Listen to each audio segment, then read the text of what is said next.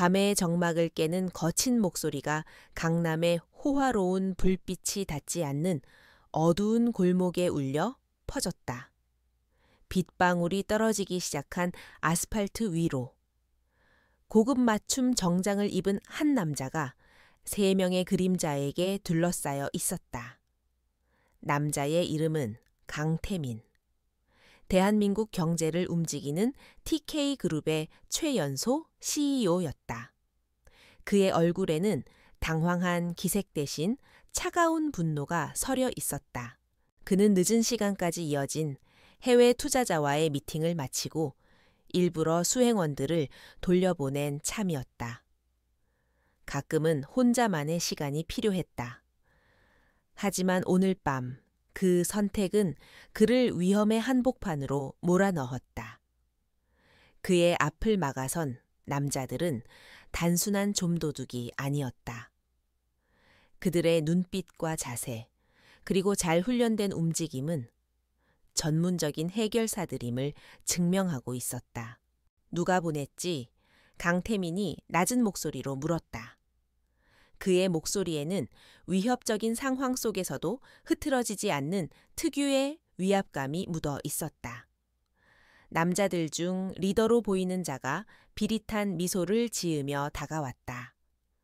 그의 손에는 날카롭게 빛나는 단검이 들려 있었다. 알 거 없어. 그냥 우리랑 같이 좀 가줘야겠다. 얌전히 굴면 팔다리 하나는 성하게 해줄 테니. 그들의 목적은 돈이 아니었다. 납치였다. 강태민은 빠르게 상황을 분석했다. 골목의 입구는 2명에게 막혔고 정면에는 칼을 든 리더가 서 있었다. 저항은 무의미해 보였다. 그가 막 주머니 속에 비상 호출 버튼을 누르려던 바로 그 순간이었다. 골목 저편에서 규칙적인 발걸음 소리가 들려왔다. 남자들의 시선이 모두 그쪽으로 향했다. 어둠 속에서 나타난 것은 전혀 예상 밖의 인물이었다. 헐렁한 회색 후드티에 낡은 청바지. 귀에는 이어폰을 꽂은 채 터벅터벅 걸어오는 작은 체구의 여자. 그녀는 늦은 아르바이트를 마치고 집으로 돌아가는 길인 듯 보였다. 그녀의 이름은 하유진. 세상의 위험과는 아무런 관련도 없어 보이는 평범한 24살의 청춘이었다. 유진은 골목 안의 험악한 분위기를 전혀 인지하지 못한 듯 스마트폰 화면에 시선을 고정한 채 그들 옆을 스쳐 지나가려 했다. 남자들 중 하나가 귀찮다는 듯 그녀의 앞을 막아섰다. 어이, 꼬맹이, 여긴 지나가는 길이 아니야. 썩 꺼져.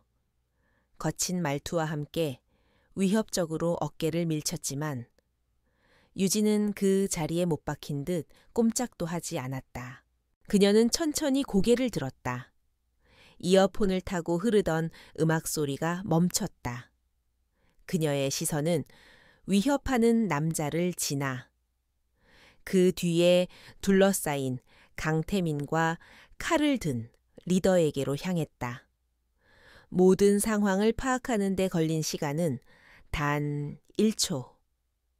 그녀의 눈빛에는 두려움이나 놀람 대신 성가신 방해꾼을 만났다는 듯한 미세한 짜증이 스쳐 지나갔다. 그만하시죠. 유진의 목소리는 작았지만 골목의 공기를 가를 만큼 단호했다. 그 말에 남자들이 어이가 없다는 듯 폭소를 터뜨렸다. 지금 이 계집애가 뭐라고 하는 거야? 영웅 놀이라도 하고 싶은 건가? 야, 꼬마야. 어른들 일에 끼어드는 거 아니야. 다치기 싫으면 곱게 가던 길 가라고. 리더가 칼끝을 강태민에게서 돌려 유진을 향해 겨누었다. 마지막 경고다. 3초 주지. 사라져. 하지만 유진은 물러서지 않았다. 오히려 그녀는 강태민을 가로막듯 한 걸음 앞으로 나섰다. 그 작고 가녀린 등이 대한민국에서 가장 강력한 남자 중 한 명을 지키고 있었다. 강태민은 이 비현실적인 광경을 믿을 수 없다는 듯 바라보았다. 어디서 나타난 미친년이야. 인내심이 바닥난 남자 하나가 욕설을 내뱉으며 유진의 멱살을 잡기 위해 손을 뻗었다. 바로 그 순간 세상의 모든 소음이 멎는 듯했다. 남자의 손이 유진의 후드티에 닿기 직전 그녀의 몸이 보이지 않는 속도로 움직였다.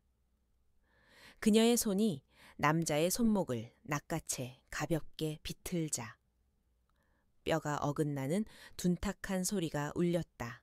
크악, 비명과 함께 남자가 바닥을 뒹굴었다. 나머지 2명의 눈이 경악으로 물들었다. 그들은 자신들이 본 것을 이해할 수 없었다. 분명 연약해 보이는 여자였는데 어떻게 단 한 번의 움직임으로 건장한 남자를 무력화시킬 수 있단 말인가. 리더의 얼굴에서 비웃음이 사라지고 냉혹한 살기가 피어올랐다. 이 년이 보통이 아니었군. 처리해. 남은 2명이 동시에 유진에게 달려들었다. 한 명은 주먹을, 다른 한 명은 발차기를 날렸다. 하지만 그들의 공격은 허공만을 갈랐다. 유진은 마치 춤을 추듯 최소한의 움직임으로 모든 공격을 피했다. 그녀의 움직임은 폭력적이라기보다는 예술에 가까웠다. 부드럽게 흘러가며 상대의 힘을 역이용하고 정확하게 급소를 가격했다. 피옥, 피옥, 짧은 타격음과 함께 2명의 남자 역시 비명조차 지르지 못하고 쓰러졌다. 모든 것은 단 5초 만에 일어난 일이었다. 강태민은 숨을 쉬는 것조차 잊었다. 그녀는 싸우고 있는 것이 아니었다. 마치 정밀기계처럼 가장 효율적인 방법으로 위협 요소를 제거하고 있었다. 이제 골목 안에는 유진과 칼을 든 리더, 그리고 만견자실한 강태민만이 서 있었다. 리더는 자신의 눈앞에서 벌어진 일을 믿을 수 없다는 듯 식은땀을 흘리며 뒷걸음질 쳤다. 너, 정체가 뭐야? 그의 목소리는 공포로 심하게 떨리고 있었다. 유진은 대답 대신 바닥에 떨어진 소의 파이프를 발로 가볍게 툭 찼다. 쇠파이프가 공중으로 떠오르자 그녀는 그것을 자바차의 리더를 향해 던졌다. 바람을 가르는 날카로운 소리와 함께 쇠파이프는 정확하게 리더의 칼든 손목을 가격했다. 쨍그랑 단검이 바닥에 떨어져 뒹굴었다. 리더는 부러진 손목을 부여잡고 고통스럽게 신음했다. 그는 전의를 완전히 상실했다. 유진은 더 이상 그에게 관심을 두지 않았다. 그녀는 후드 모자를 더 깊게 눌러쓴 채 아무 일도 없었다는 듯 몸을 돌려 골목을 빠져나가려 했다. 바로 그때 멀리서 경찰 사이렌 소리가 희미하게 들려오기 시작했다. 강태민이 정신을 차리고 그녀를 붙잡았다. 잠깐만요. 그의 목소리는 자신도 모르게 잠겨 있었다. 유진이 고개를 돌리지 않은 채 멈춰 섰다. 경찰이 오고 있습니다. 이제 괜찮을 겁니다. 그녀는 자신의 흔적을 남기고 싶지 않았다. 하지만 강태민은 그녀를 놓아줄 생각이 없었다. 당신, 누구죠? 그가 묻는 순간 골목 입구로 경찰차에 현란한 불빛이 쏟아져 들어왔다. 모든 것이 끝났지만 강태민에게는 이제 모든 것이 시작되고 있었다. 경찰서 내부의 형광등, 불빛이 하얗게 쏟아져 내렸다. 소란스러움과 퀴퀴한 땀 냄새가 뒤섞인 공간 속에서 하유진은 놀라울 만큼 침착했다. 그녀는 방금 전 목숨이 오가는 싸움을 벌인 사람이라고는 믿기지 않을 정도로 평온한 얼굴로 담당 형사 앞에 앉아 있었다. 그녀의 옆에는 T커이 그룹의 변호사와 비서팀이 도착해 분주하게 움직이고 있었다. 조서는 형식적으로 진행되었다. 강태민이 이미 상황을 설명했고 골목에 설치된 CCTV가 모든 것을 증명하고 있었다. 형사의 질문은 단 하나, 그녀의 정체에 대한 것이었다. 하유진 씨? 맞으시죠? 평범한 시민이 전문 훈련을 받은 것으로 보이는 괴한 넷을 제압했다는 게 솔직히 믿기지가 않습니다. 혹시 무술을 배우셨습니까? 유진은 미리 준비한 대답을 담담하게 내놓았다. 아닙니다.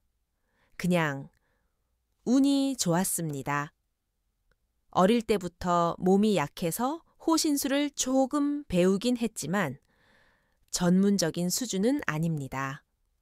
너무 당황해서 정신없이 저항하다 보니 그렇게 된 것 같습니다. 그녀의 대답은 너무나도 평범해서 오히려 의심스러웠다. 하지만 그녀의 신원 조회 기록은 그녀의 말을 뒷받침해주고 있었다. 24살. 부모님은 어릴 적 사고로 돌아가셨고 보육권에서 자라 독립. 현재는 여러 아르바이트를 전전하며 겨우 생계를 유지하는 대한민국에서 가장 흔하게 볼 수 있는 흙수저 청춘의 표본. 기록상으로는 그녀에게서 어떠한 특이점도 찾아볼 수 없었다. 결국 형사는 고개를 갸웃거리면서도 그녀를 돌려보낼 수밖에 없었다. 정의로운 시민상이라도 줘야 할 판이었다. 유진이 경찰서를 나설 때 입구에서 기다리고 있던 강태민과 마주쳤다. 그는 값비싼 정장 대신 편안한 옷으로 갈아입었지만 그의 존재감은 숨겨지지 않았다. 하유진 씨, 그가 그녀의 이름을 불렀다. 그의 목소리에는 깊은 호기심과 알 수 없는 감정이 뒤섞여 있었다. 오늘 일은 평생 잊지 못할 겁니다. 어떤 식으로든 보답하고 싶습니다. 괜찮습니다. 누구라도 그렇게 했을 겁니다. 유진은 기계적으로 대답하며 그를 지나치려 했다. 그녀는 이 남자와 더 이상 엮이고 싶지 않았다.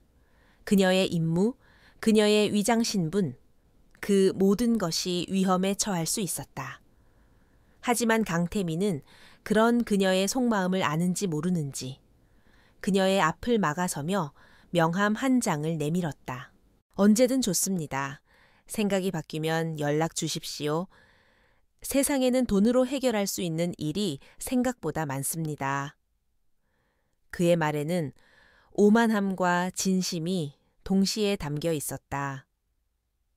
유진은 잠시 망설이다 마지못해 명함을 받아들었다. 그리고는 아무 말 없이 인파 속으로 사라졌다. 그녀의 작은 뒷모습을 강태민은 한참 동안이나 눈으로 쫓았다.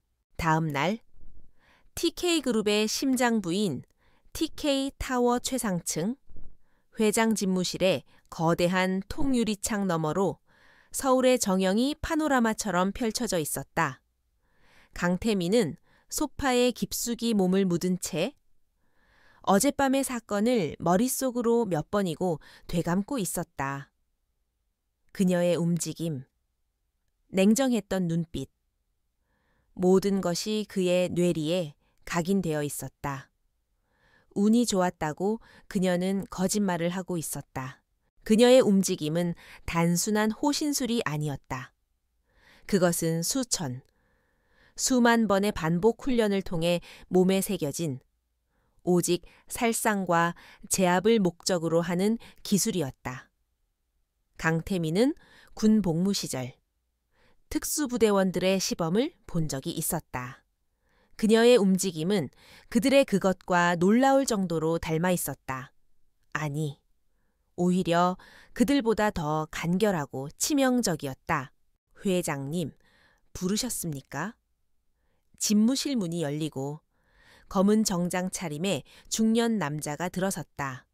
최진혁 실장, 강태민의 아버지 시절부터 TK그룹의 모든 보안을 책임져 온 그림자 같은 존재였다.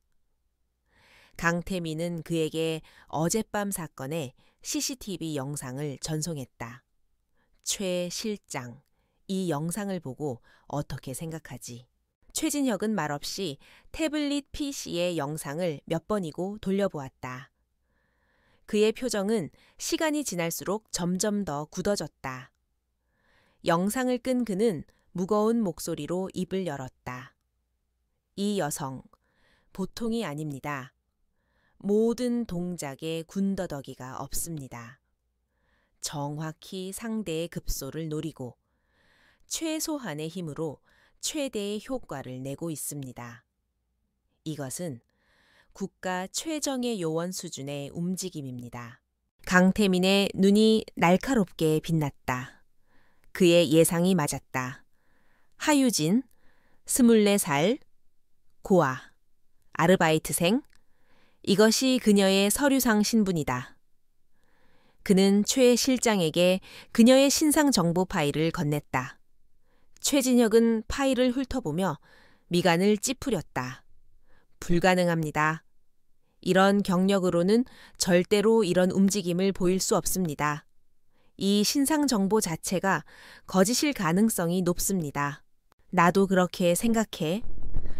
강태민은 자리에서 일어나 창가로 걸어갔다. 최 실장, TK가 가진 모든 정보망을 동원해. 국내 최고의 해커팀도 붙여. 하유진이라는 여자의 모든 것을 다시 파헤쳐봐. 태어나서부터 지금까지 그녀의 모든 행적을 먼지 한 톨까지 전부 다. 나는 그녀의 진짜 정체를 알아야겠어. 그의 명령에는 거부할 수 없는 힘이 실려 있었다. 최진혁은 짧게 고개를 숙이고 집무실을 나섰다. 거대한 정보 기계가 한 평범한 여자를 향해 움직이기 시작했다. 강태민은 홀로 남아 도시를 내려다보았다. 그는 단순한 호기심 때문에 이러는 것이 아니었다. 어젯밤의 공격은 자신을 향한 거대한 위협의 시작일 뿐이라는 것을 직감했다. 그리고 그 위협 속에서 하유진이라는 존재는 예측 불가능한 변수였다. 그녀가 아군인지 아니면 더 위험한 적인지 알 수 없었다. 하지만 한 가지는 확실했다. 그녀는 이 거대한 게임의 판도를 뒤흔들 수 있는 열쇠를 쥐고 있었다. 그리고 강태민은 그 열쇠를 반드시 손에 넣어야만 했다. 그의 눈에 뜨거운 소유욕의 불꽃이 타오르기 시작했다. 며칠 후 하유진의 일상은 다시 잿빛의 평범함으로 돌아왔다. 그녀는 새벽에는 우유 배달을, 낮에는 카페 아르바이트를, 그리고 밤에는 편의점 아르바이트를 하며 기계처럼 몸을 움직였다. 그날 밤의 사건은 마치 다른 세상의 일처럼 느껴졌다. 하지만 그녀는 알고 있었다. 거대한 톱니바퀴가 움직이기 시작했고 자신은 그 중심에 휘말렸다는 것을 그녀는 일부러 더 바쁘게 움직이며 생각할 틈을 스스로에게서 빼앗았다. 사건은 그녀가 일하는 카페에서 터졌다. 점심시간이 지나 한산해진 카페 창가에 앉아 유진이 잠시 숨을 돌리고 있을 때 가게 문에 달린 종이 맑은 소리를 내며 울렸다. 들어선 인물은 그곳의 소박한 분위기와는 전혀 어울리지 않는 남자. 바로 강태민이었다. 그는 수백만 원을 호가하는 명품 캐주얼 차림이었고 그의 뒤에는 최진혁 실장이 그림자처럼 서 있었다. 카페 안의 모든 시선이 그들에게 쏠렸다. 강태민은 주변의 시선 따위는 아랑곳하지 않고 곧장 유진이 앉아있는 테이블로 걸어왔다. 유진은 작게 한숨을 내쉬며 자리에서 일어났다. 회장님, 여긴 어쩐 일이십니까? 그녀의 목소리에는 반가움 대신 경계심이 가득했다. 그녀는 이 남자가 자신을 찾아올 것이라고 예상했지만 이렇게 빠를 줄은 몰랐다. 강태민은 부드럽게 미소 지으며 그녀의 맞은편 의자에 앉았다. 하유진 씨를 찾아왔습니다. 그날 이후로 계속 마음에 걸려서요. 그는 테이블 위로 작은 벨벳 상자 하나를 밀어 놓았다. 열어보시죠. 제 성의입니다. 유진은 상자를 열어보지 않고도 그 안에 무엇이 들었을지 짐작할 수 있었다. 아마도 값비싼 보석이거나 시계일 것이다. 마음만 감사히 받겠습니다. 저는 정말 괜찮습니다. 유진은 상자를 다시 그에게로 밀어냈다. 그녀의 단호한 태도에 강태민의 눈썹이 미세하게 꿈틀거렸다. 그는 돈으로 거절당하는 것에 익숙하지 않은 남자였다. 그렇다면 돈은 어떻습니까? 유진 씨가 평생 아르바이트를 해도 만져보지 못할 액수를 드리겠습니다. 원하는 만큼 부르기만 하세요. 그의 제안은 파격적이었지만 유진의 표정에는 변화가 없었다. 저는 돈이 필요하지 않습니다. 제 힘으로 버는 것으로 충분합니다. 그녀의 대답은 강태민의 허를 찔렀다. 그는 그녀의 눈을 깊게 들여다보았다. 그 안에는 어떠한 욕심이나 동요도 없었다. 오직 굳건한 자존심과 모든 것을 꿰뚫어 보는 듯한 차가운 평온함만이 존재했다. 강태민은 잠시 말을 잃었다. 그는 수많은 사람들을 만나봤지만 이런 종류의 인간은 처음이었다. 그녀는 마치 세상의 모든 부귀 영화에 초탈한 수도승 같았다. 대체 왜죠? 그가 자신도 모르게 물었다. 왜 제 호의를 거절하는 겁니까? 혹시 다른 원하는 것이라도 있습니까? TK그룹의 임원 자리라도 원한다면 마련해 줄 수 있습니다. 유진은 자리에서 일어섰다. 그녀의 아르바이트 휴식 시간은 끝나가고 있었다. 회장님, 저는 회장님의 목숨을 구한 게 아닙니다. 그저 위험에 처한 사람을 도왔을 뿐입니다. 거기에 대가는 필요 없습니다. 이제 그만 가주셨으면 합니다. 곧 다시 일을 시작해야 해서요. 그녀는 정중하게 고개를 숙이고는 카운터를 향해 돌아섰다. 그녀의 등 뒤로 강태민의 얼굴에 복잡한 표정이 스쳐 지나갔다. 굴욕감, 당혹감, 그리고 그 모든 것을 뛰어넘는 강렬한 흥미. 그는 처음으로 돈과 권력으로 움직일 수 없는 사람을 만났다. 하유진이라는 존재는 그에게 풀리지 않는 수수께끼이자 반드시 정복하고 싶은 미지의 영역이 되었다. 그는 빈손으로 카페를 나섰지만 그의 머릿속은 온통 그녀에 대한 생각으로 가득 찼다.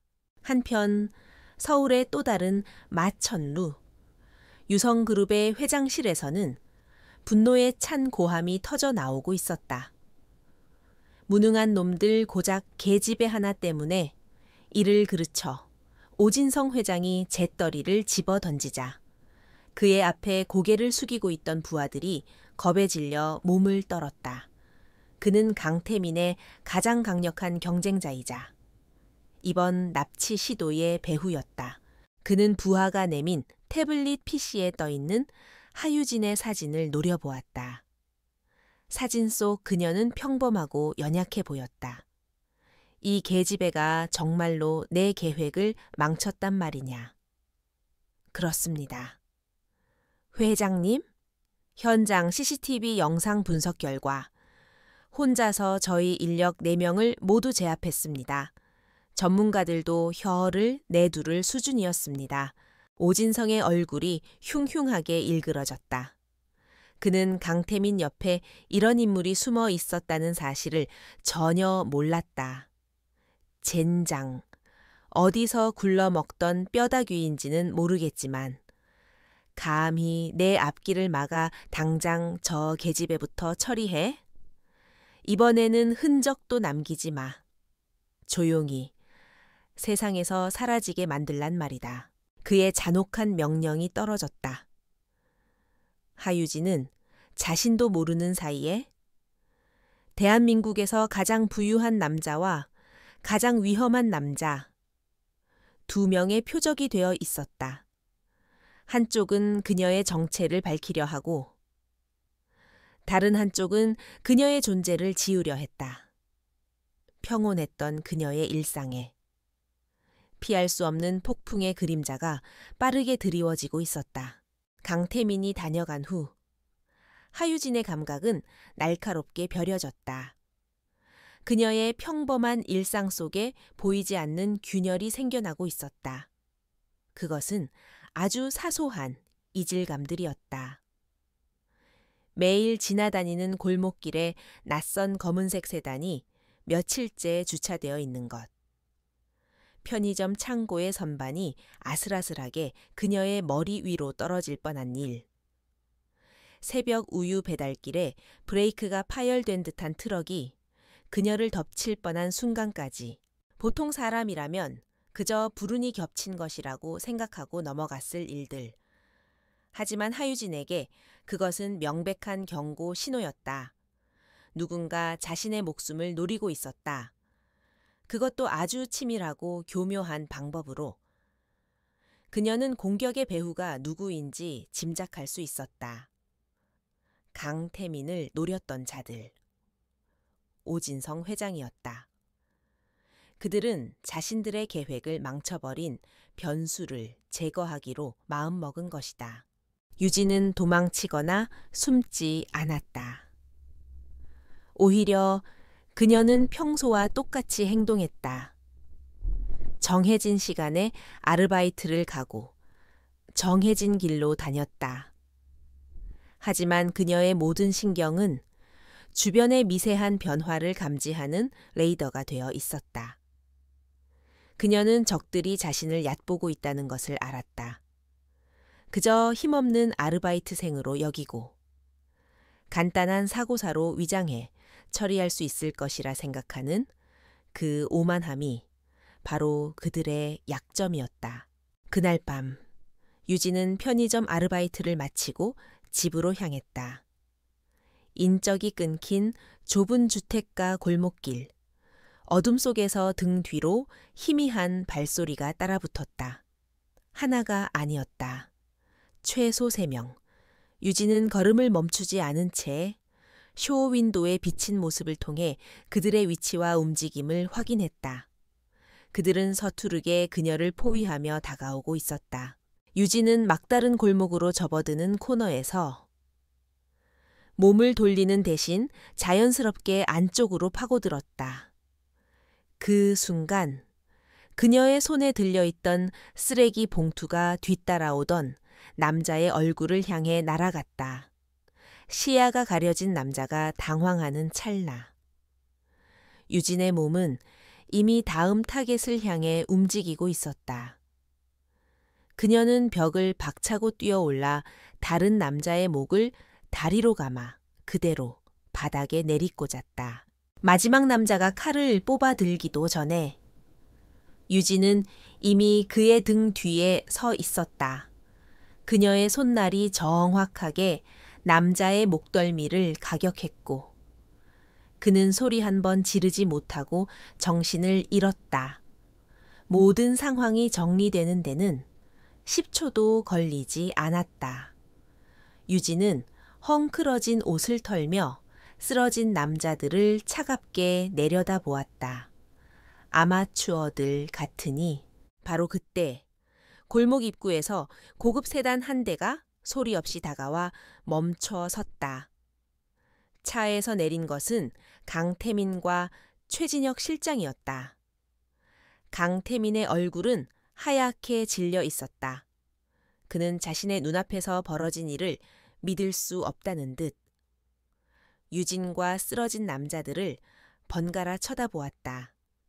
그의 감시팀이 유진의 위험을 보고하자마자 달려온 길이었다. 하유진 씨, 괜찮습니까? 강태민이 떨리는 목소리로 물었다. 그의 질문에 유진은 아무런 감정이 실리지 않은 목소리로 대답했다. 보시다시피요. 그녀의 태연함은 오히려 비현실적으로 느껴졌다. 최진혁 실장이 재빨리 부하들을 시켜 남자들을 처리하고 주변을 정리했다. 그들의 신원을 확인한 초의 실장이 강태민에게 나지막이 보고했다. 오진성 회장의 하수인들입니다. 강태민의 얼굴이 분노로 굳어졌다. 그 비열한 인간이 자신의 목숨을 구해준 은인에게까지 손을 뻗쳤다는 사실에 참을 수 없는 몸 열감을 느꼈다. 그는 유진에게 다가가 그녀의 어깨를 붙잡았다. 당신이 위험해진 건 나 때문입니다. 더 이상 당신을 혼자 둘 수 없습니다. 그의 눈빛은 그 어느 때보다 진지했다. 그는 거부할 수 없는 제안을 했다. 내 경호원이 되어 주십시오. 이건 보답이 아닙니다. 거래입니다. 당신의 안전을 내가 책임지는 대신 당신은 내 곁에서 나를 지켜주십시오. 우리가 공동의 적을 상대하는 동안에만이라도 이것이 현재로서는 우리 둘 다 살아남을 수 있는 유일한 방법입니다. 그의 제안은 논리적이었고 설득력이 있었다. 유진은 잠시 침묵했다. 그녀는 이 제안이 자신에게 무엇을 의미하는지 잘 알고 있었다. 강태민의 경호원이 된다는 것은 그녀의 진짜 임무에 더 깊숙이 다가갈 수 있는 절호의 기회였다. 오진성 회장은 단순한 기업인이 아니었다.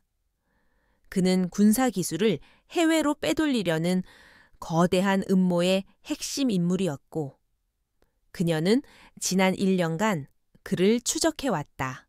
강태민과 TK그룹은 그 음모의 피해자이자 동시에 그 중심에 서 있는 존재였다. 그의 곁에 있는 것만큼 완벽한 위장도 없었다. 위험하지만 그만큼 큰 수확을 얻을 수 있는 도박. 유진은 결심을 굳혔다. 그녀는 강태민의 눈을 똑바로 바라보며 말했다. 좋습니다. 그 제안 받아들이겠습니다. 계약 조건은 어떻게 되죠? 그녀의 승낙에 강태민의 얼굴에 비로소 안도의 빛이 떠올랐다. 그는 그녀가 수락할 것이라고 예상했지만 그녀의 입에서 직접 듣는 것은 또 다른 문제였다. 계약 조건은 하유진 씨가 원하는 모든 것입니다. 그는 처음으로 진심을 담아 희미하게 미소 지었다. 마침내 예측 불가능한 변수였던 그녀를 자신의 세상 안으로 끌어들이는 데 성공한 것이다. 위험한 동맹이 그렇게 시작되었다. 하유진의 새로운 삶은 TK타워의 꼭대기층, 강태민의 집무실, 바로 옆에 마련된 작은 사무실에서 시작되었다.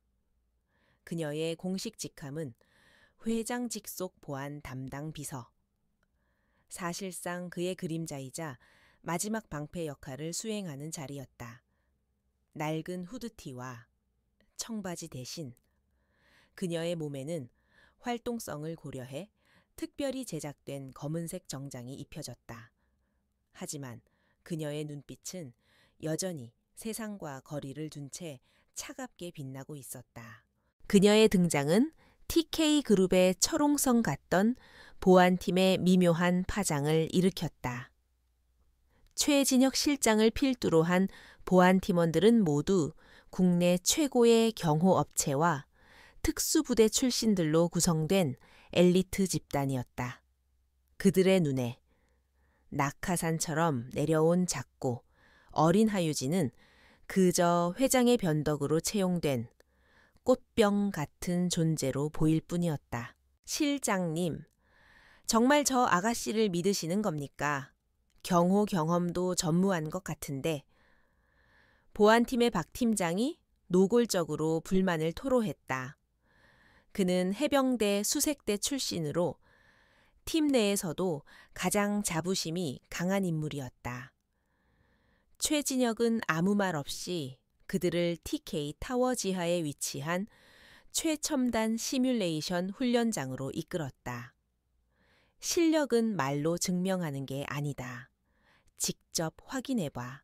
훈련장에 들어선 유진은 익숙하다는 듯 주변을 둘러보았다. 그녀의 담담한 태도에 팀원들은 더욱 그녀를 무시했다. 박 팀장이 비웃음 섞인 목소리로 말했다. 비서님. 여기서 뭘 가장 잘하시는지 관역 마치기 아니면 오래 달리기. 그의 조롱 섞인 말에 몇몇 팀원들이 킥킥거렸다. 유진은 그를 쳐다보지도 않은 채 훈련장 한쪽에 놓인 권총 한 자루를 집어들었다. 가장 자신 있는 걸로 하지. 근접 전투 시뮬레이션 5대1로. 그녀의 말에 훈련장 안의 모든 소음이 멎었다. 팀원들은 자신들의 귀를 의심했다.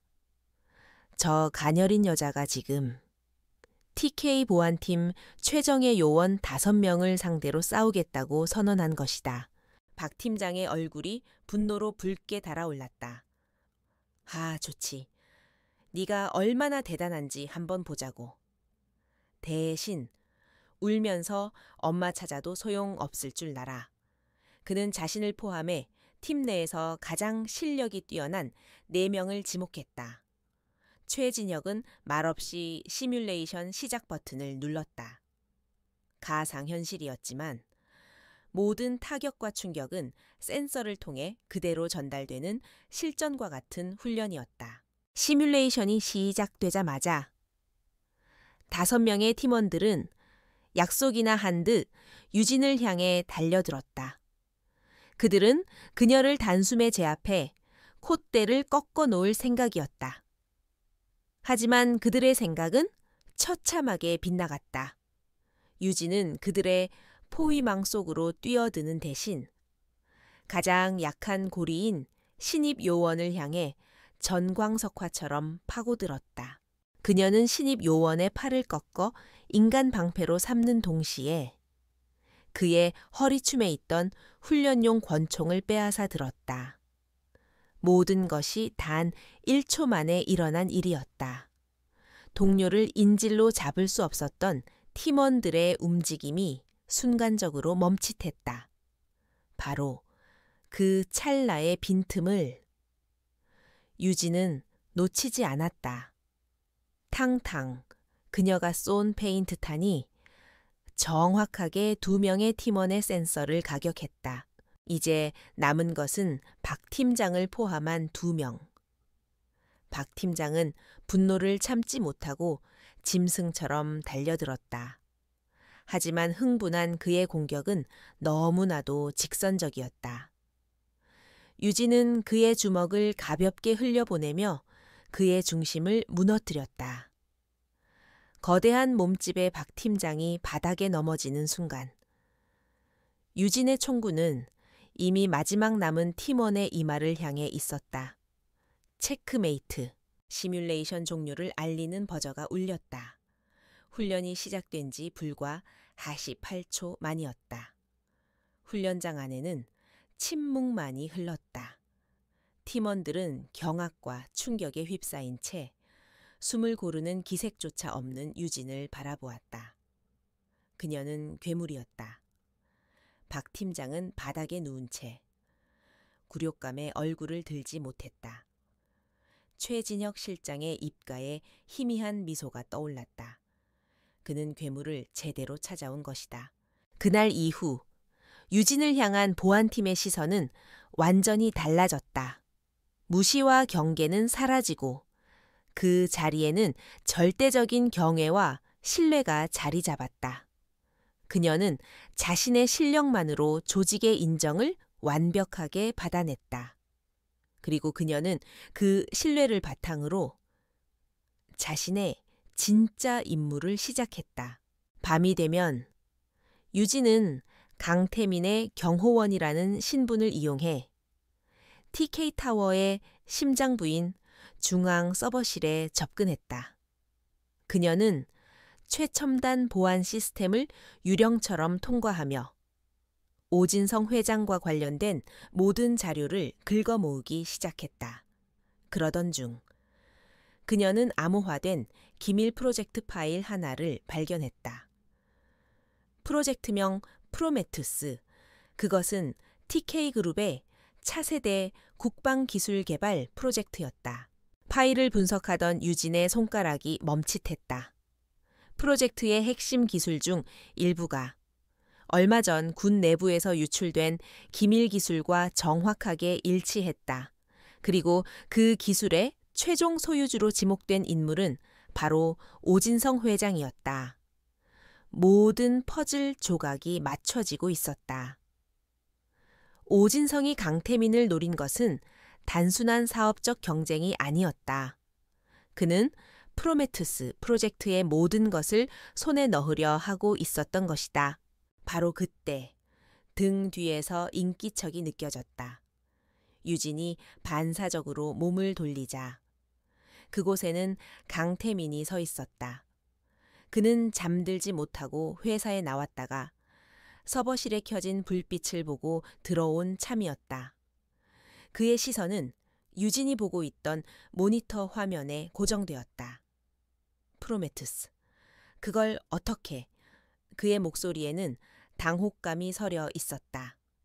두 사람의 비밀이 예상치 못한 방식으로 교차하는 순간이었다. 서버실에서의 어색한 대치 이후 강태민과 하유진 사이에는 보이지 않는 벽이 더욱 두꺼워졌다. 강태민은 프로메투스에 대해 더 이상 묻지 않았고 유진 역시 설명하지 않았다. 하지만 그는 알고 있었다. 그녀가 파헤치고 있는 진실이 자신이 생각했던 것보다 훨씬 더 깊고 위험한 곳에 연결되어 있다는 것을. 그는 그녀를 향한 의심을 거두는 대신 그녀를 전적으로 신뢰하기로 결정했다. 운명의 밤은 보름달이 서울의 야경을 비추던 날 찾아왔다. TK그룹이 주최하는 연례자선 행사가 서울의 최고급 호텔 연회장에서 열리고 있었다. 대한민국의 모든 정재계 거물들이 모인 화려한 파티. 강태민은 행사의 주최자로서 수많은 사람들과 인사를 나누며 비즈니스적인 미소를 짓고 있었다. 그의 한 걸음 뒤, 하유진은 그림자처럼 서서 주변의 모든 것을 날카롭게 주시했다. 그녀의 감각이 비명을 지르고 있었다. 너무 많은 인파, 복잡한 동선, 수많은 출입구, 경호 작전을 펼치기에는 최악의 조건이었다. 최진혁 실장이 이끄는 보안팀이 행사장 곳곳에 배치되어 있었지만 유진의 마음속 불안감은 가시지 않았다.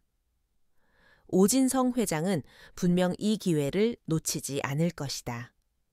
이전의 실패를 만회하기 위해 훨씬 더 대담하고 잔혹한 방법을 사용할 것이 분명했다. 그녀의 예감은 틀리지 않았다. 파티가 절정으로 치닫고 강태민이 무대에 올라 연설을 시작하려던 바로 그 순간이었다. 펑 하는 굉음과 함께 연회장의 모든 조명이 한꺼번에 꺼졌다. 완벽한 암흑, 사람들의 비명과 아우성이 뒤섞이며 연회장은 순식간에 아수라장으로 변했다. 정전과 동시에 행사장 양쪽 비상구에서 검은 복장의 괴한들이 연막탄을 터뜨리며 쏟아져 들어왔다. 그들은 단순한 테러리스트가 아니었다. 일사불란한 움직임, 최신식 소음기가 달린 기관 단총, 그리고 귀에 꽂힌 통신 장비까지. 그들은 잘 훈련된 용병들이었다. 그들의 목표는 오직 하나, 단상 위에 고립된 강태민이었다. TK 보안팀이 즉시 대응에 나섰지만 어둠과 혼란 속에서 수적으로 우세한 적들에게 고전하고 있었다. 회장님, 최진혁 실장이 강태민을 향해 달려오려 했지만 용병들의 총알이 그의 앞을 가로막았다. 바로 그때 암흑 속에서 하유진의 차갑고 단호한 목소리가 울려 퍼졌다. 그녀는 더 이상 비서나 경호원이 아니었다. 그녀는 지옥 같은 전장을 지휘하는 지휘관이었다. 최 실장님 3조, 5조 이끌고 9시 방향 비상구, 차단 박 팀장 1조, 2조는 VIP 엄후, 즉시 비상 통로로 이동. 그녀의 목소리에는 혼란을 잠재우는 절대적인 힘이 있었다. TK 보안팀은 자신들도 모르게 그녀의 명령에 따라 움직이기 시작했다. 그녀의 지시는 놀라울 만큼 정확하고 효율적이었다. 마치 이 건물의 설계도를 머릿속에 그려놓은 것처럼 그녀는 귀에 꽂힌 작은 인이어를 통해 계속해서 명령을 내렸다. 알파팀, 타겟 이동 확인, 브라보팀, C포인트에서 저격 준비, 코드명 이클립스, 작전 개시. 강태민은 자신의 바로 옆에서 벌어지는 이 광경을 믿을 수 없다는 듯 바라보았다. 코드명 이클립스? 그녀는 대체 누구와 통신하고 있는 것인가? 그의 의문은 곧 풀렸다. 연회장 바깥쪽 유리창이 깨지는 소리와 함께 검은색 특수 작전복을 입은 대원들이 로프를 타고 유령처럼 연회장 안으로 진입했다. 그들의 팔에는 707 특임대라는 선명한 마크가 새겨져 있었다. 대한민국 최전개 특수부대. 그들이 왜 여기에 그리고 어떻게 하유진의 지휘를. 강태민의 머릿속이 하얗게 비어버렸다. 유진은 더 이상 그를 신경 쓰지 않았다. 그녀는 단상 아래로 몸을 굴려 쓰러진 용병의 총을 빼앗아 들었다. 그리고는 한치의 망설임도 없이 어둠 속에서 움직이는 적들을 향해 정확한 점사를 날렸다. 타탕 타탕. 그녀의 총구에서 뿜어져 나온 불꽃은 사신의 나처럼 적들의 숨통을 끊어놓았다. 그녀는 싸우는 것이 아니었다. 사냥하고 있었다. 그녀의 움직임, 사격술, 전술적 판단 능력은 인간의 한계를 넘어선 것처럼 보였다. 강태민은 보았다. 조명이 깜빡이는 찰나. 총을 쏘는 그녀의 옆얼굴에 스쳐 지나가는 냉혹한 집중력과 그 안에 숨겨진 깊은 슬픔을. 그녀는 이런 지옥을 얼마나 많이 겪어온 것일까. 7207 대원들의 합류로 전세는 순식간에 역전되었다. 용병들은 생포되거나 사살되었고 10분도 차에 되지 않아 모든 상황은 종료되었다. 비상등이 켜진 연회장 안은 전쟁터를 방불케 했다. 그때 707 부대의 지휘관으로 보이는 한 남자가 유진에게 다가와 경례를 붙였다. 대위님, 보고드립니다. 현장 확보 완료. 생존 용병 3명 확보했습니다. 대위님? 그 한마디가 강태민의 심장에 비수처럼 박혔다. 하유진. 아르바이트를 전전하던 고아 소녀. 자신의 목숨을 구해준 미스터리한 경호원. 그녀의 진짜 정체는 대한민국 육군 특수전사령부 제707 특수임무단 소속의 현역 대위였다. 모든 것이 거짓이었다. 아니, 모든 것이 진실이었다. 그는 이제야 그녀의 모든 것을 이해할 수 있었다. 그리고 동시에 감당할 수 없는 거대한 혼란에 휩싸였다. TK타워 최상층 집무실 안에는 무거운 침묵이 흘렀다. 방금 전까지 총성과 비명이 오가던 전쟁터를 빠져나온 두 사람은 아무 말 없이 서로를 마주보고 서 있었다. 하유진은 몸에 딱 붙는 검은 정장 차림 그대로였지만 그녀에게서 더 이상 평범한 경호원의 모습은 찾아볼 수 없었다. 그녀는 그 자리에 서 있는 것만으로도 공간 전체를 압도하는 날카로운 군인이었다. 먼저 침묵을 깬 것은 강태민이었다. 그의 목소리는 낮고 차분했지만 그 안에는 거대한 폭풍이 휘몰아치고 있었다. 하유진 대위, 아니, 그렇게 불러야 하나.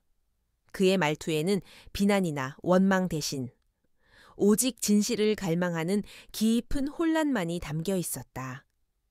그는 그녀에게 속았다는 생각보다 자신이 상상조차 하지 못했던 거대한 그림자의 실체를 마주한 것에 대한 충격이 더 컸다. 유진은 고개를 숙이지 않았다. 그녀는 그의 시선을 피하지 않고 똑바로 마주했다. 모든 위장이 벗겨진 지금. 그녀는 더 이상 숨거나 변명할 필요가 없었다. 맞습니다. 제 이름은 하유진, 계급은 대위, 대한민국 육군 특수전사령부 제707 특수임무단 소속입니다. 그녀의 목소리에는 한치의 망설임도 없었다. 그것은 그녀의 모든 것이자 그녀가 살아가는 이유였다. 강태민은 마른 입술을 축였다. 그는 수많은 질문을 던지고 싶었지만 가장 중요한 것부터 확인해야 했다.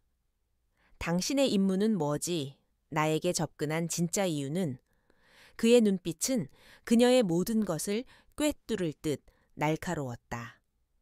그는 자신이 이 거대한 연극의 일부였는지 아니면 그저 이용당한 장기말에 불과했는지 알아야만 했다. 유진은 잠시 창밖의 도시를 바라보았다. 화려한 불빛 아래에서 벌어지고 있는 보이지 않는 전쟁. 그녀는 이제 그 전쟁의 진실을 이 남자에게 알려야만 했다.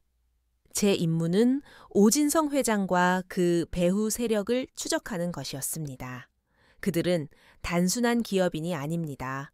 군사 기밀 기술을 해외로 빼돌리려는 국제 범죄 조직입니다. 그녀는 모든 것을 털어놓았다. 프로메테우스 프로젝트의 실체. 그것이 단순한 국방 기술이 아니라 국가의 운명을 좌우할 수 있는 차세대 전략 무기 기술이라는 사실, 그리고 오진성이 그 기술을 훔치기 위해 TK그룹 내부에 스파이를 심고 강태민을 제거하려 했다는 끔찍한 진실까지. 당신을 처음 만났던 그 골목길 사건 이후 저는 확신했습니다. 당신이 그들의 다음 목표물이자 동시에 이 사건의 가장 중요한 열쇠라는 것을. 그래서 당신의 경호원 제안을 받아들인 겁니다.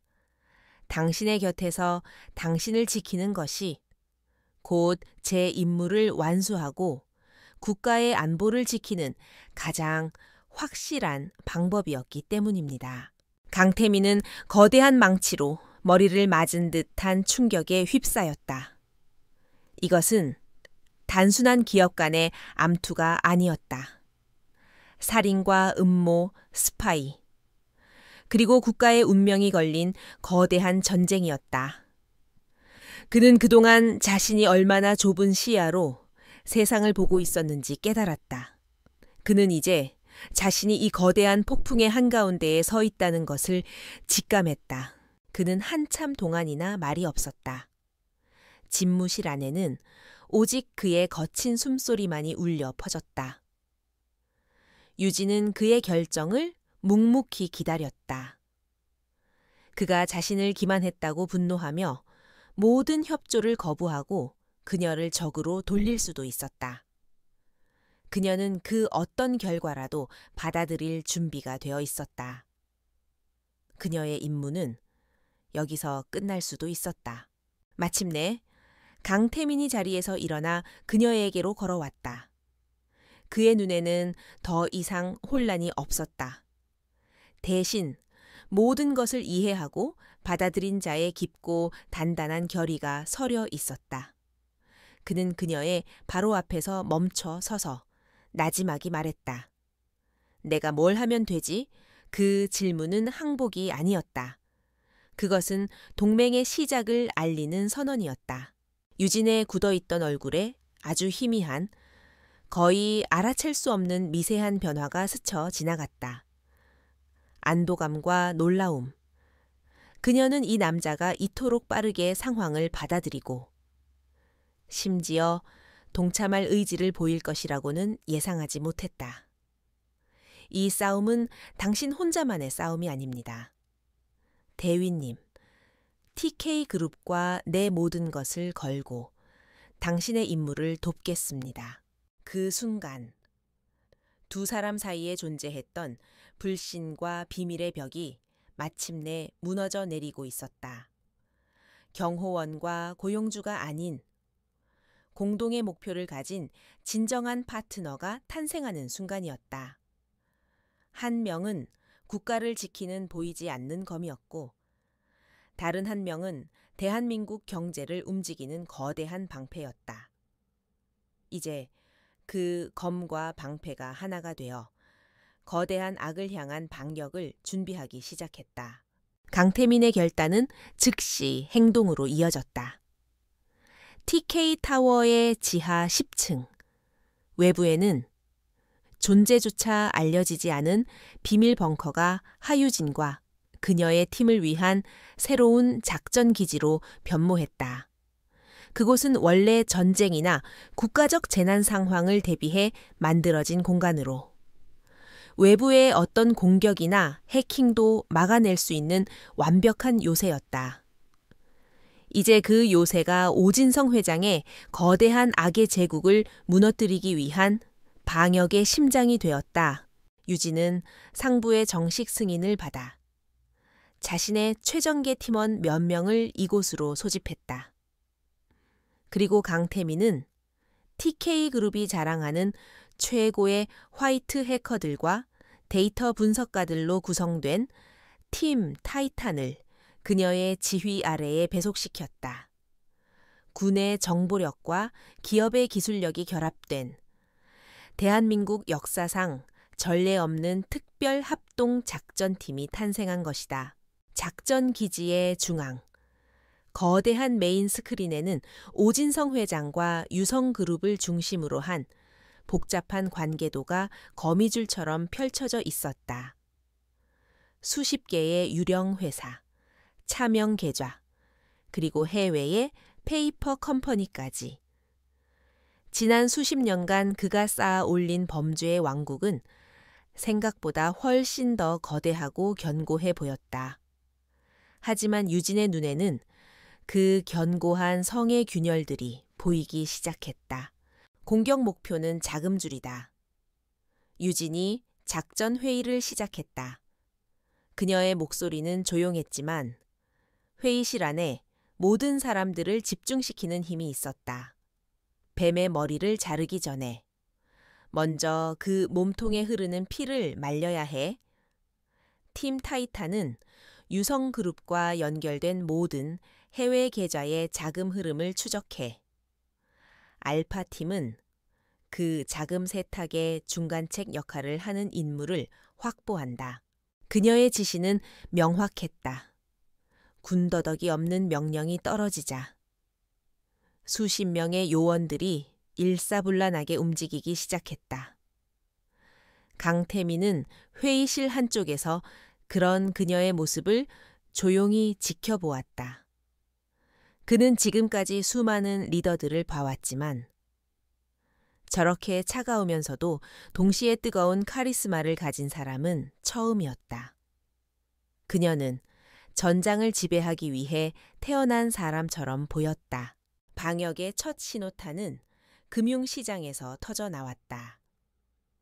강태민은 자신의 막대한 자금력과 영향력을 이용해 오진성의 자금줄 역할을 하던 유령 회사들을 하나씩 공격하기 시작했다.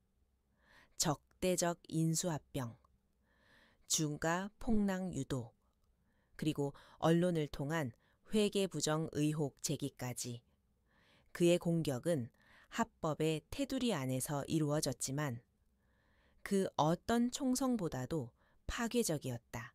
오진성의 돈줄이 하나둘씩 막히기 시작하자 그의 제국에 균열이 생기기 시작했다. 동시에 유진의 팀은 오진성의 내부 정보를 빼내기 위해 움직였다. 그들이 선택한 방법은 해킹이 아니었다. 인간의 가장 약한 고리, 바로 내부의 배신자를 이용하는 것이었다. 유진은 오진성의 비서실장인 윤상현을 타겟으로 삼았다. 그는 오랫동안 오진성의 충견이었지만 그의 약점 또한 명확했다. 유진은 강태민을 통해 윤상현의 아들이 희귀병을 앓고 있으며 엄청난 수술비가 필요하다는 정보를 입수했다. 그녀는 익명의 후원자인 척 그의 아들이 미국에서 수술받을 수 있도록 모든 비용을 지원했다. 그리고 결정적인 순간 그녀는 윤상현 앞에 모습을 드러냈다. 당신의 아들은 이제 살 수 있습니다. 그 대가로 나는 당신의 충성심을 원합니다. 윤상현은 고뇌에 빠졌지만 결국 자식의 목숨을 외면할 수 없었다. 그는 오진성 몰래 유성그룹의 모든 비자금 내역과 불법 무기 거래 장부가 담긴 판도라의 상자를 유진에게 넘겼다. 마침내 오진성의 숨통을 끊을 수 있는 결정적인 증거가 확보된 것이다. 그날 밤 모든 증거 분석을 마친 유진은 작전 기지 한쪽의 간이 침대에 쓰러지듯 누웠다. 며칠째 잠을 자지 못한 탓에 극심한 피로가 몰려왔다.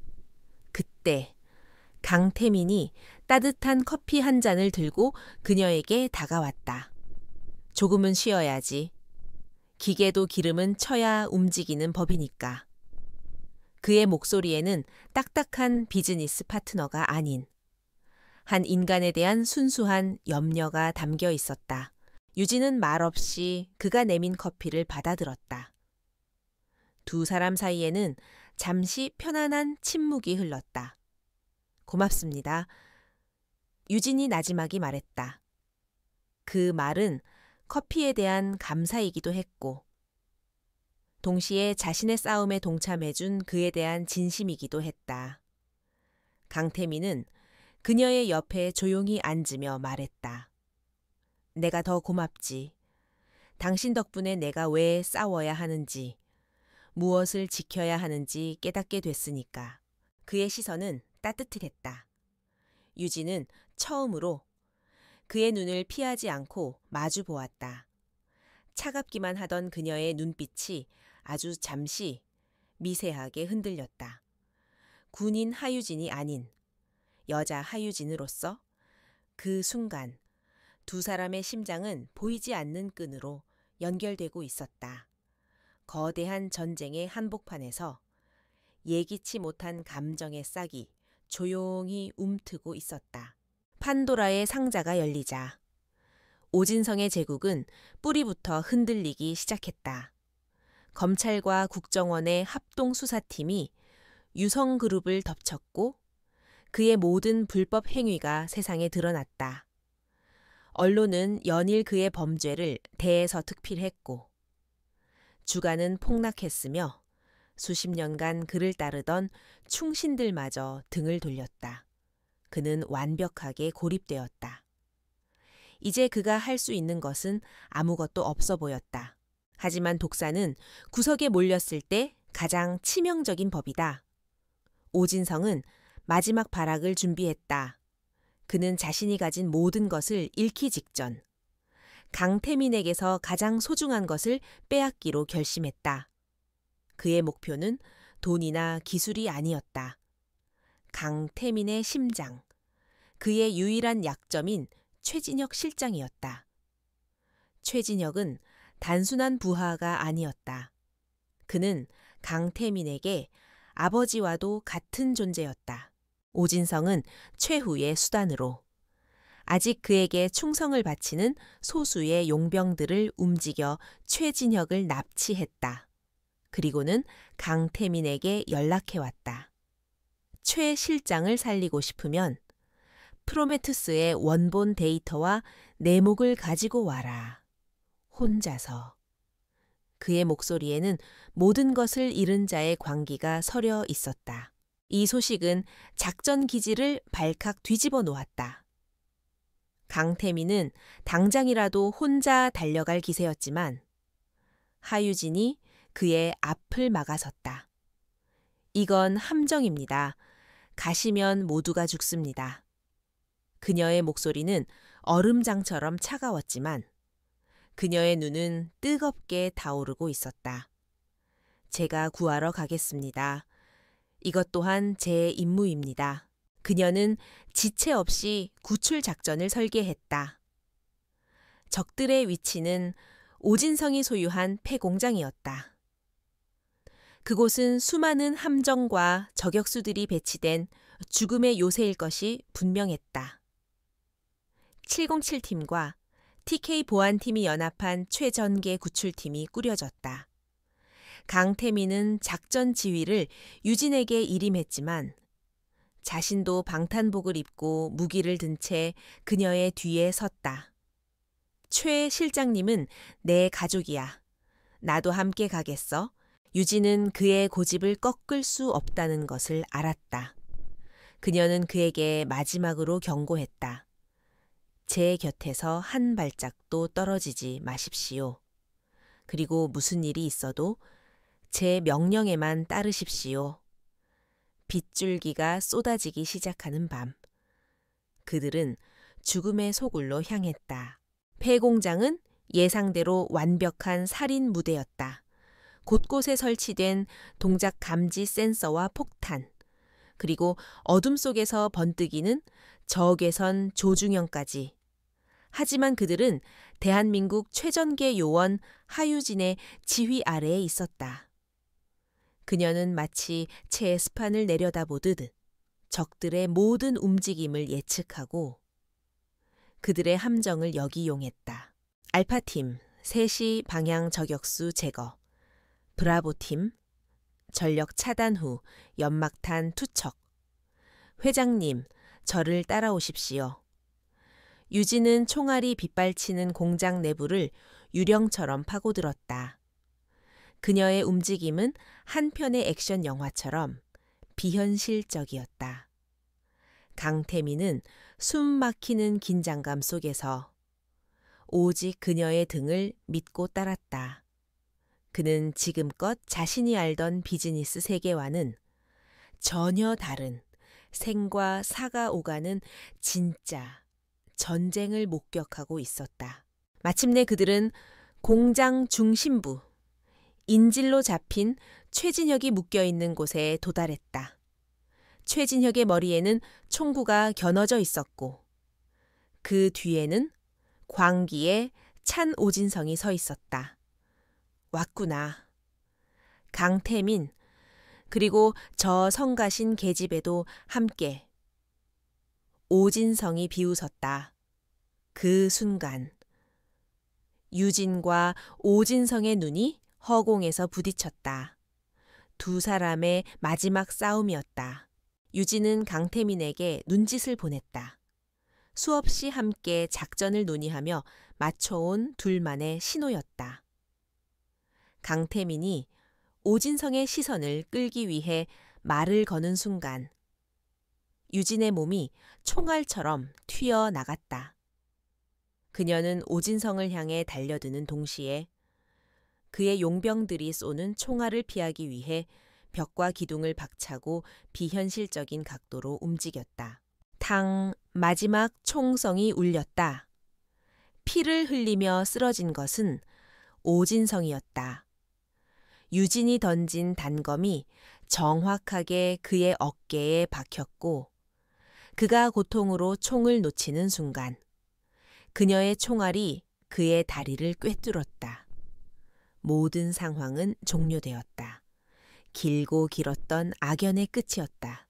모든 것이 끝나고 공장 밖에는 구급차와 경찰차의 사이렌 소리가 요란하게 울려 퍼지고 있었다.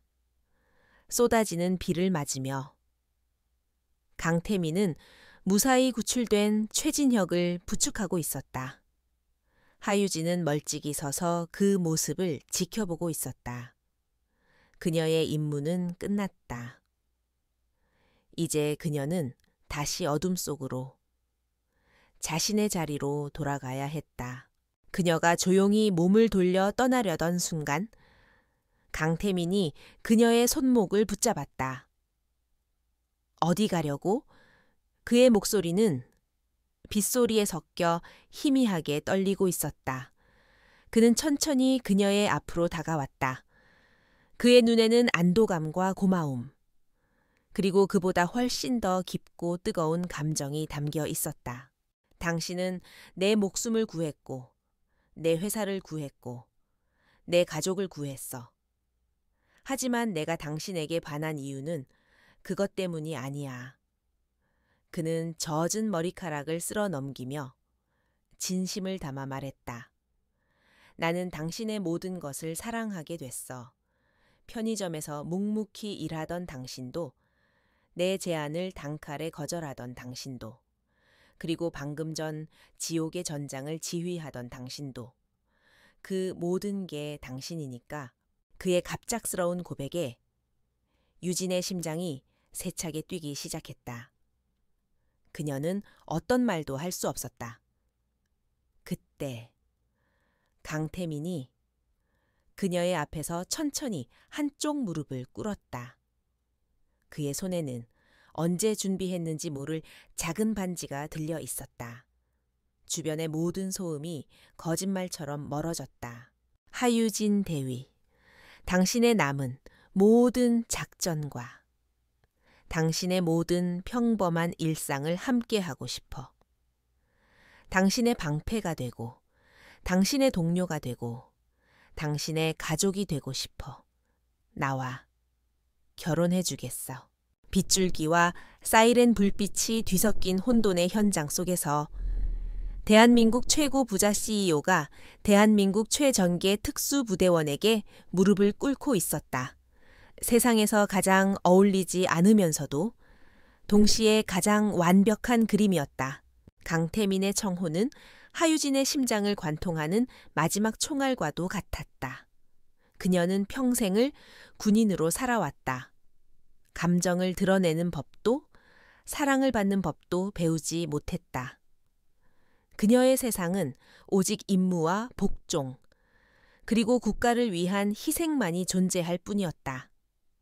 하지만 지금 한 남자가 그녀의 모든 세상 앞에서 무릎을 꿇고 그녀의 미래를 함께하고 싶다고 말하고 있었다.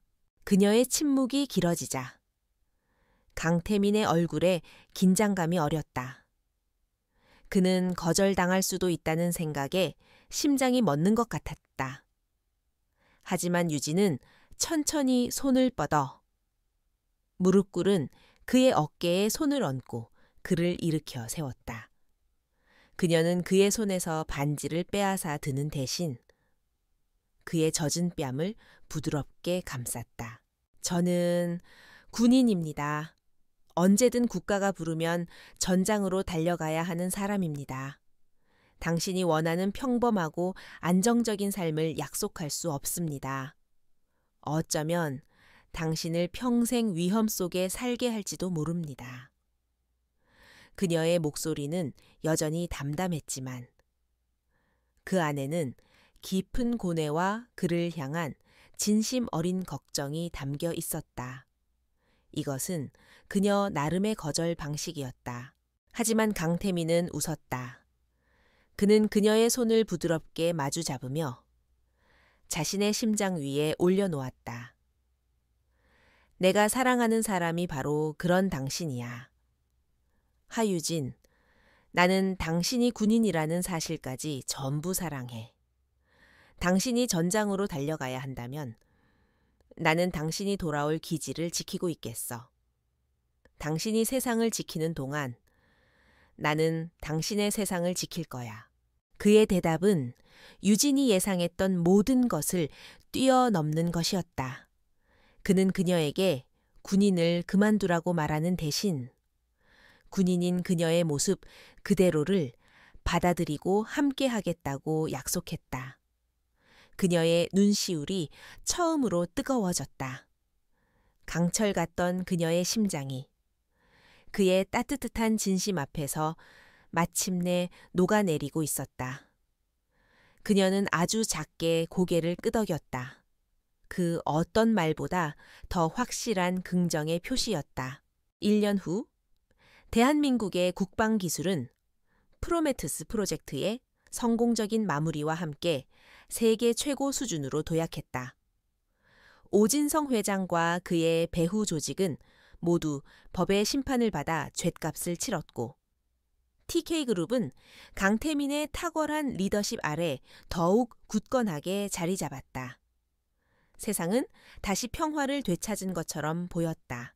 제주도의 한적한 해변가, 석양이 바다를 황금빛으로 물들이고 있었다. 검은 정장 대신 하얀 원피스를 입은 하유진이 강태민의 어깨에 기댄 채 조용히 파도 소리를 듣고 있었다. 그녀의 네 번째 손가락에는 그날 밤 그가 건넸던 반지가 영롱하게 빛나고 있었다. 그녀는 여전히 현역 군인이었고 강태민은 여전히 바쁜 CEO였지만 그들은 서로의 시간 속에서 완벽한 쉼터가 되어주고 있었다. 다음 휴가는 언제야? 강태민이 그녀의 머리카락을 부드럽게 쓸어 넘기며 물었다. 유진은 그의 품에 더 깊이 파고들며 나지막이 대답했다. 비밀입니다. 군사 기밀. 그녀의 농담에 강태민이 소리내어 웃었다. 그의 웃음소리가 파도 소리와 어우러져 평화롭게 울려 퍼졌다. 그들은 서로의 가장 큰 비밀이자 가장 든든한 아군이 되었다. 그들의 이야기는 여기서 끝이 아니다. 어쩌면 이제 막 시작된 것일지도 모른다. 세상을 구하는 영웅과 그녀의 세상을 지키는 남자. 그들의 사랑은 앞으로 또 어떤 역사를 만들어가게 될까? 오늘의 이야기는 여기까지입니다. 겉모습만 보고 한 사람의 모든 것을 판단하는 것이 얼마나 어리석은 일인지, 그리고 한 명의 강인한 여성이 얼마나 많은 것을 바꿀 수 있는지에 대해 다시 한번 생각하게 되는 시간이었습니다. 여러분은 하유진과 강태민의 사랑 어떻게 보셨나요? 그들의 앞날을 응원하고 싶으시다면, 그리고 저희의 다음 이야기가 궁금하시다면 좋아요와 구독 버튼을 눌러주시는 것 잊지 마세요. 여러분의 생각을 댓글로 남겨주시면 저희에게 큰 힘이 됩니다. 시청해 주셔서 감사합니다.